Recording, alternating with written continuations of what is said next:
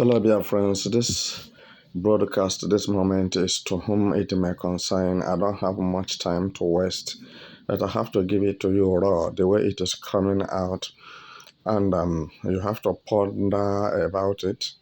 I want you to reason properly about it. The army chiefs of Nigeria have declared um, forceful recruitment of Nigerian youths from every part of Nigeria. So whether you like it or not, you must participate. Every part of Nigeria must participate, and I want you to know what they are referring to.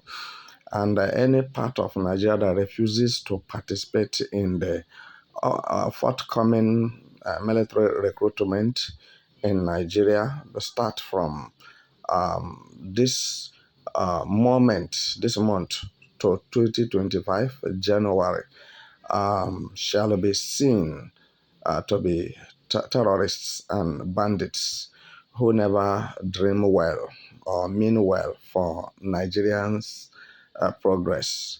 And at the same time, any part that refuse to comply with this new innovation of recruitment of Nigerian militaries so shall be seen as an enemy of democracy and the enemy of Bola Tinubu, because looking at the whole thing going on is as good as some people doesn't want Tinubu at all. Some part of Nigeria don't recognize the existence of Tinubu's government, and that is why when Nigeria is practicing or doing a particular thing, they decide to restrain themselves. That day, the army chiefs and the Nigerian military officers are not going to take it kindly with any part of Nigeria which refuses to comply with this order of massive recruitment from now henceforth to uh, 2025 January. So, this 2025 January, I want to ask you a question. Like those militaries who are there already, and police, mobile police, DSS, what have been their duty? Have they been performing in their duty post? Have they been currently acting on their prerogatives or their priorities because they are committed to the citizens' lives to make sure that every citizen of Nigeria is protected and provided for? So what effort have they been making or they have made already in order to ameliorate or mitigate the sufferings of Nigerians so far? So now, without uh, further delay, I want to say that that opinion is wrong, because to join the military is not by force. Everybody must not be a military officer.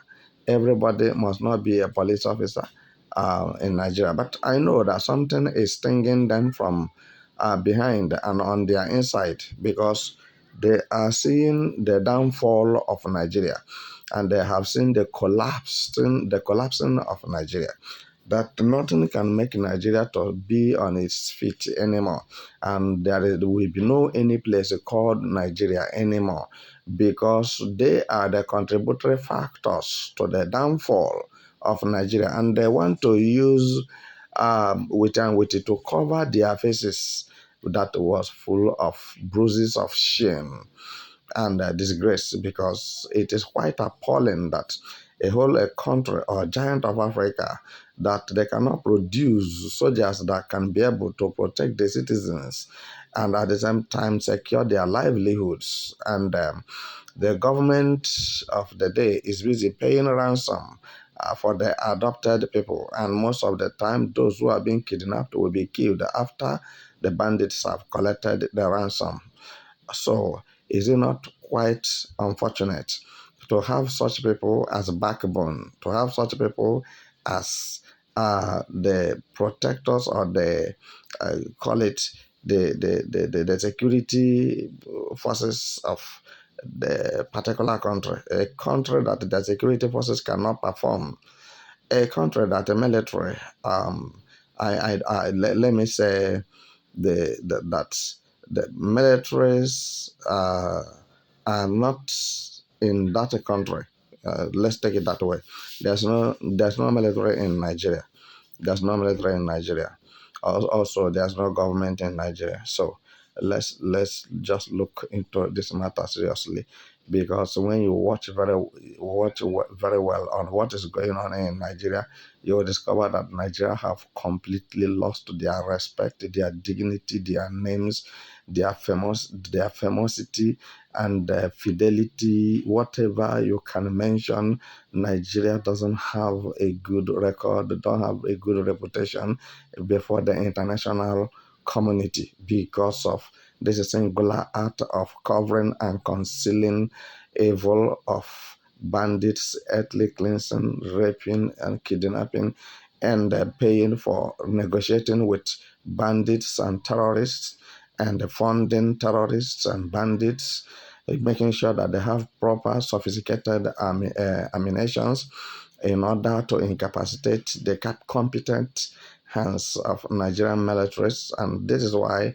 I want to quickly tell you that the competent hands in Nigerian military have resigned before this year, and they are nowhere to be found in Nigeria. They found their way outside the country where their profession or professionalism can be recognized and respected, and at the same time valued, because a soldier in everywhere in the world is being valued and being respected. Yes, because they are the strength and the backbones of every country on earth.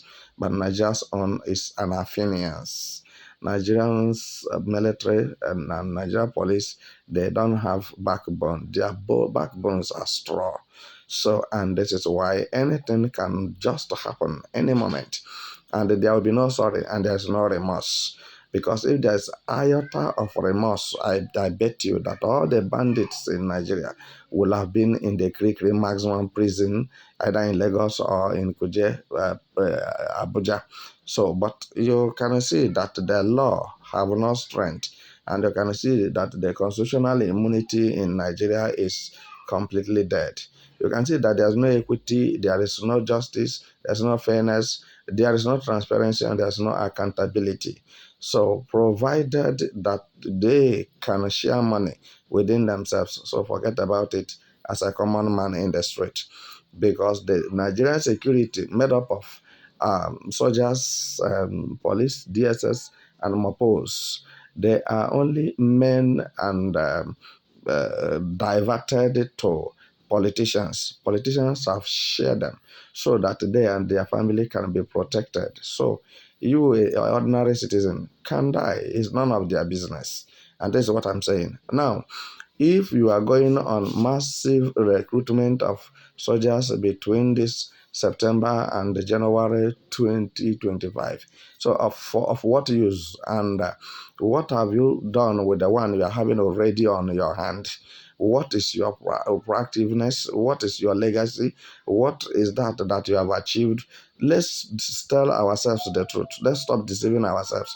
That you see somebody who come on the television, you see somebody on the social media wearing a military uniform, say he's the chief defense of Nigeria, is the army chief of Nigeria, and there's no any similitude of such quality that is professing to be, because by their fruits you shall know them. No any military that will tolerate bandit or tolerate terrorist. No military that will tolerate criminal. I'm telling you the truth. Go the whole world. The whole world knows that I'm saying the truth. Anywhere in the world, no any place that criminal will be spared or hide for from militaries and the police. So it is only in Nigeria that criminals are being embraced, terrorists are being embraced, bandits are being pampered and paid and well armed, and fund them properly and make sure that they don't lack anything. You see, last time, if you wouldn't mind, let me tell you, they use plane. Is it not Nigeria plane? They are using to supply foods, medicines, and cows, live cows, to the terrorists who are in the bush. during Buhari's regime. So who didn't see it? But though maybe it's not everybody that saw it, but many people saw it and discovered that today what I'm saying is the truth. That where this issue of catastrophic incidents, experiences is coming from is where you cannot genetically solve it.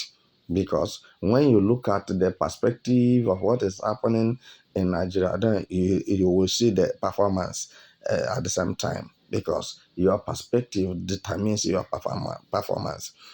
So the behavior of Nigeria government and their army chiefs and the police and what have you shows us that Nigeria is vulnerable for any carnivorous attack any moment, because there's no government, there's no police, there is no military, there is no DSS, there is no mobile police. So everybody is just waiting. Either you are kidnapped or you are raped until you died, or you are being killed by terrorists or bandits. Take you away. So because now you don't have money for ransom and nobody will ask of you, and this is where the issue of let's divide Nigeria comes in. This is the issue of where the issue of let Biafrans go set in, because now if Biafrans should go and other parts of the Nigeria should go, then we will know who are the terrorists, who are the bandits, where they are coming from. So because you cannot just barge into somebody's country and begin to excavate ground and causing mayhem, genocide, war crime, impunity killings, and madness, killings everywhere, destroying people's property and livelihood. The government of that very country must fight back to the country where you are coming from.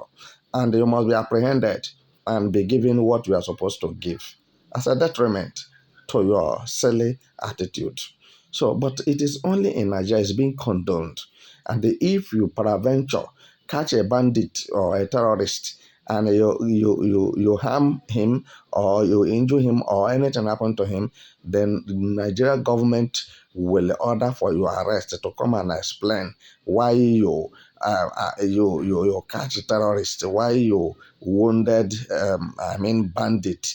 So this is what is going on. There is no any other thing that you have to you use to equate to this. But my question now is the recruitment or the massive recruitment of Nigerian people again into Nigeria military system, which is already deteriorated, already is suffering from cancer, cancer that have no remedy. They're suffering from pandemic. So now, how do you go about um, getting it straight? You don't know that this thing they are doing, they are lacking soldiers. If you don't know, Nigeria government is already frustrated. Nigeria have collapsed, and because they are lacking soldiers, because soldiers have been their backbone, the atrocities they are committing in Nigeria.